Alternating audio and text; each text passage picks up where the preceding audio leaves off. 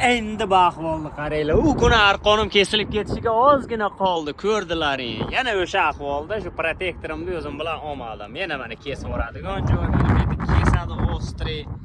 Yana men bez protektorda. Shuning uchun balandlikdan qo'rqmaydigan odamlar alpinist bo'lmayli. Hozir men uyga borib kelishga erinaman. Meni protektorim uyda yotibdi.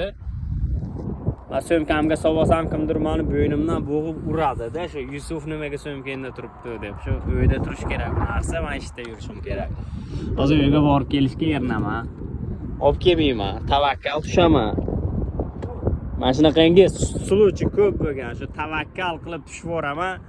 Tepaga chiqib arqonimni tortsam, arqonim uzilishiga ozgina qolgan holatlar. Endi takshto shunga o'xshab balandlikdan qo'rqmaydiganlar alpinist bo'lishni sizlarga savet beraman. Shu balandlikdan qo'rqib, shunaqangi suluvchilarda shu yuraklaring tutib urib turib, uylaringga borib, uylaringda bo'lmasa-da shu magazinga borib olib kelib ishlaydigan bolalar alpinist bo'linglar.